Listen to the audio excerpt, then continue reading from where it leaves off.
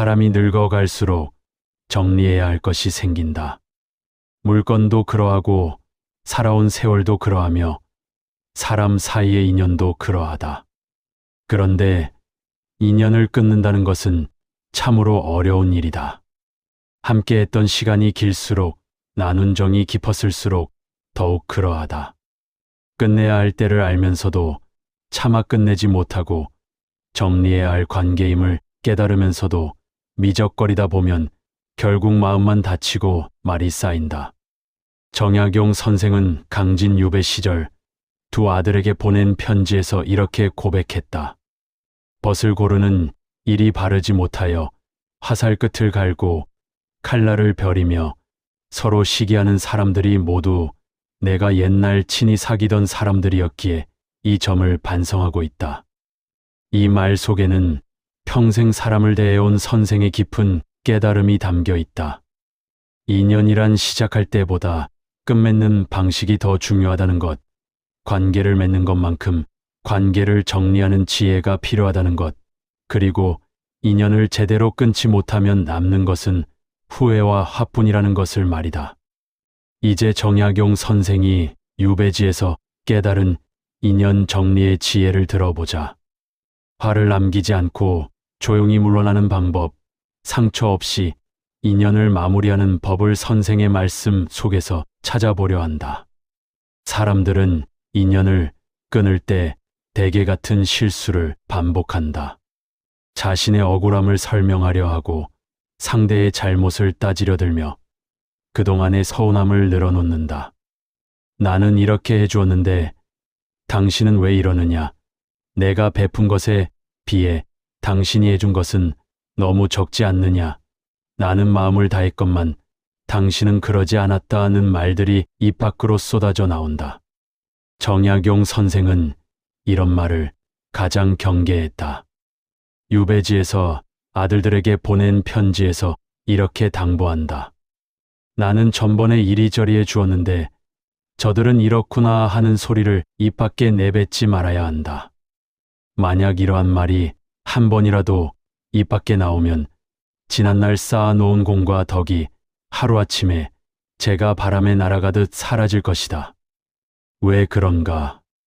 인연을 끊을 때 이런 말을 하는 순간 그것은 더 이상 이별이 아니라 싸움이 되기 때문이다.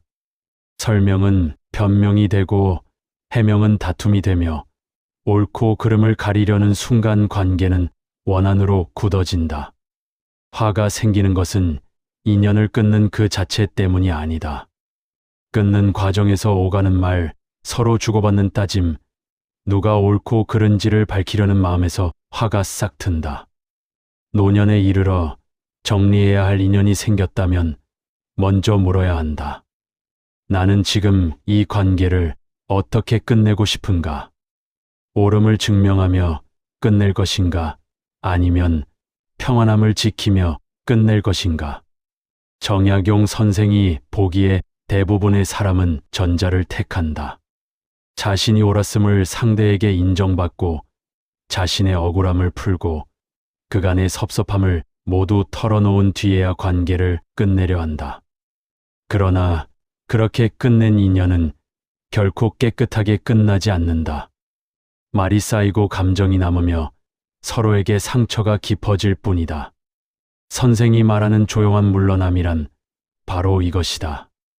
옳고 그름을 따지지 않고 누가 더 잘했는지를 가리지 않으며 그저 조용히 자리를 떠나는 것. 이것이 화를 남기지 않는 유일한 방법이다. 인연을 끊는다는 것은 상대를 이기는 것이 아니다. 상대로부터 인정받는 것도 아니다. 그저 더 이상 함께할 수 없음을 받아들이고 각자의 길을 가기로 결정하는 것이다.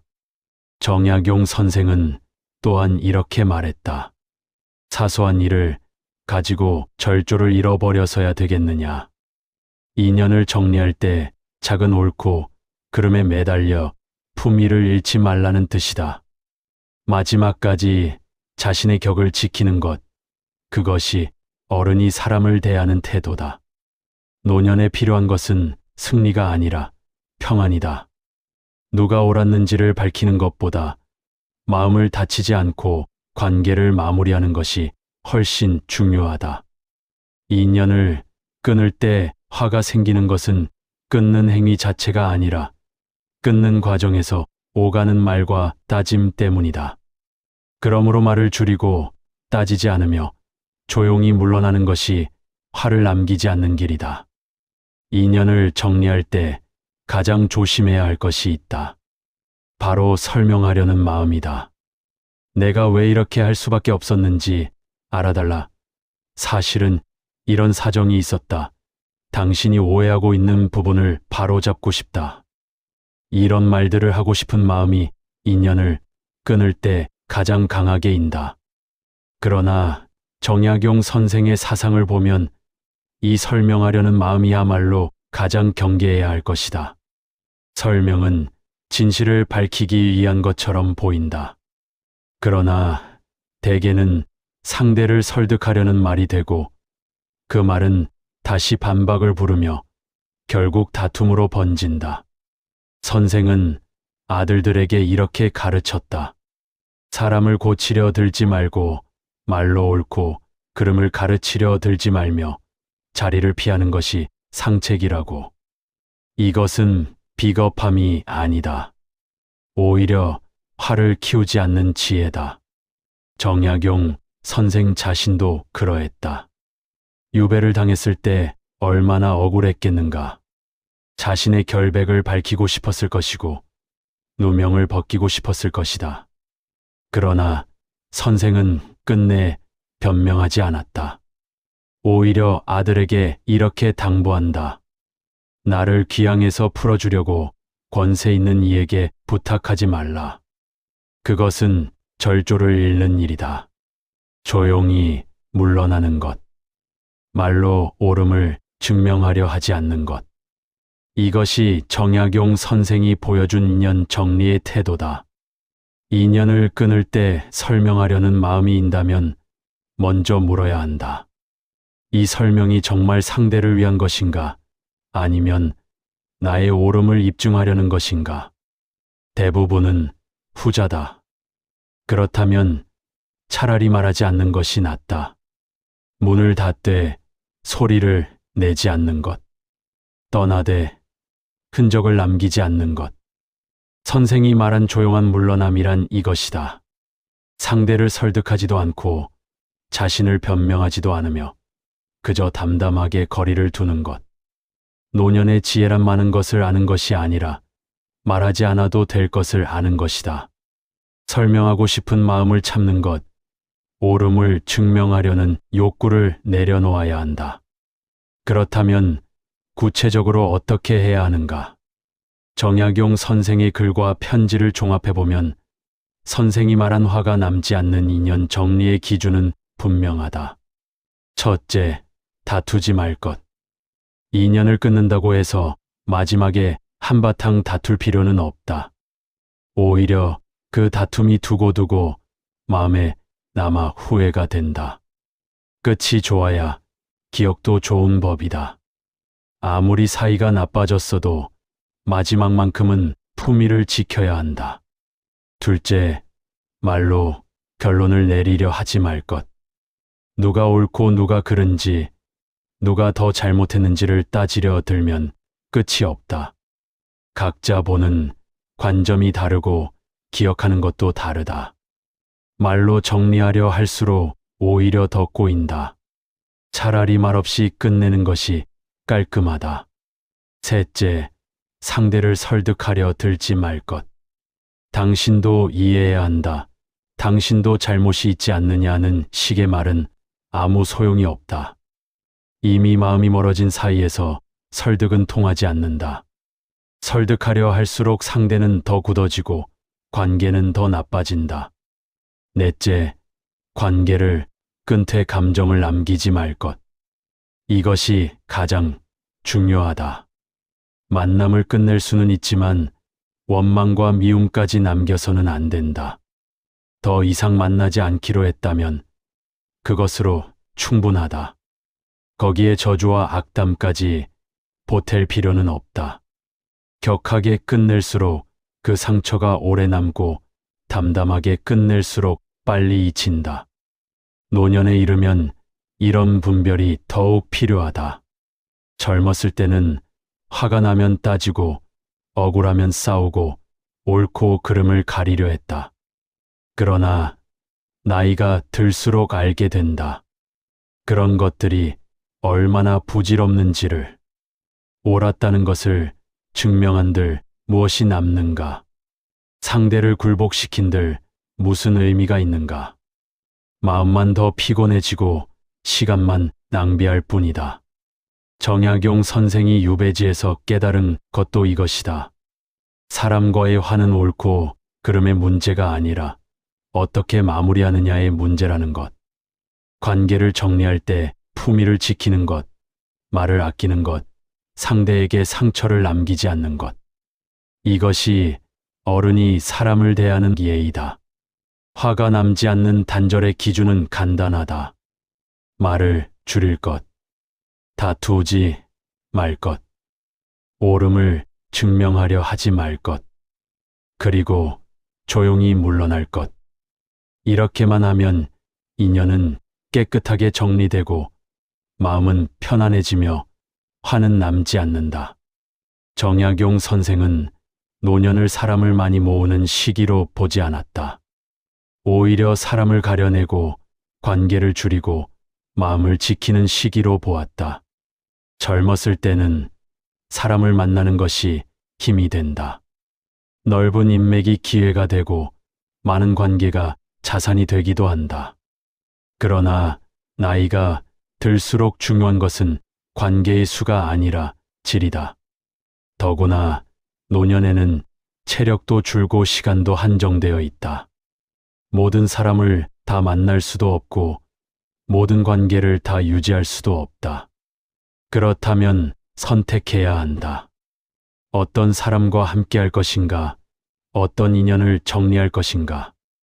노년의 평안을 해치는 것은 바로 이 정리하지 못한 관계들이다. 만나면 불편한데 끊지 못하는 관계, 함께 있으면 피곤한데 정리하지 못하는 인연, 마음은 멀어졌는데 의리 때문에 붙잡고 있는 사람들. 이런 것들이 쌓이면 노년의 삶은 무거워진다. 선생은 편지에서 이렇게 말한다. 사대부가 살아가는 도리에 대해 쓰면서 검소하게 말하고 조용히 지내며 쓸데없는 관계를 멀리하라고 당부한다. 불필요한 관계에 시간과 마음을 쓰지 말고 정말 소중한 사람들과 깊이 있게 지내라는 뜻이다. 인연을 붙잡느라 마음이 흔들린다면 그 인연은 이미 짐이 된 것이다. 만나야 한다는 의무감으로 지속하는 관계, 끊으면 안 될 것 같은 두려움으로 붙잡고 있는 인연, 이런 것들은 평안을 가져다 주지 않는다. 정약용 선생은 이것을 누구보다 잘 알았다. 18년 유배 생활 동안 선생은 수많은 사람을 떠나보냈다. 함께했던 벗들, 한때 가까웠던 이들, 믿었던 사람들. 처음에는 서운하고 억울했을 것이다. 그러나 시간이 지나며 깨달았을 것이다. 떠난 사람을 붙잡느라 마음 쓰는 것이 얼마나 헛된 일인지를. 노년에 필요한 것은 누가 옳고 그른지를 증명하는 것이 아니다. 내 마음이 편안한가, 내 삶이 평온한가가 더 중요하다. 인연을 붙잡기 위해 옳음을 증명하느라 마음이 어지럽다면 차라리 그 인연을 놓는 것이 낫다. 관계를 유지하기 위해 억지로 웃고 애써 맞춰주느라 지친다면 그 관계는 이미 나를 위한 것이 아니다. 정약용 선생이 말한 조용한 물러남이란 바로 이런 것이다. 옳음을 포기하는 것이 아니라 평안을 선택하는 것. 싸워서 이기는 것보다 마음을 지키는 것. 관계를 붙잡는 것보다 스스로를 지키는 것. 노년의 지혜란 많은 것을 얻는 것이 아니라 무엇을 놓을지 아는 것이다. 어떤 인연을 정리해야 하는지 분별하는 것, 그리고 그것을 조용히 실행에 옮기는 용기. 이것이 평안한 노년을 만드는 비결이다. 정약용 선생이 강진 유배지 생활 동안 깨달은 것은 학문만이 아니었다. 사람을 대하는 법, 관계를 맺고 끊는 법, 마음을 지키는 법. 이런 것들이 어쩌면 어떤 학문보다 더 귀한 지혜였는지도 모른다. 선생이 말한 조용한 물러남. 인연을 정리해야 할 때 설명하지 않아도 된다. 다투지 않아도 된다. 이해받지 않아도 된다. 조용히 물러나는 것만으로도 삶은 충분히 평안해질 수 있다. 말을 줄일수록 화도 줄어든다. 옳음을 증명하려 하지 않을수록 마음도 가벼워진다. 그리고 조용히 거리를 둘수록 남은 생이 편안해진다. 여러분은 어떠신가? 지금 정리해야 할 인연이 있는가? 끊어야 하는데 끊지 못하고 있는 관계가 있는가? 붙잡고 있느라 오히려 마음이 무거워진 사람이 있는가? 문을 닫되 소리는 남기지 말라. 조용한 물러남이야말로 화를 남기지 않는 좋은 방법이다. 앞으로도 이런 삶의 지혜를 나누고자 하니 조용히 함께 해주시면 감사하겠다.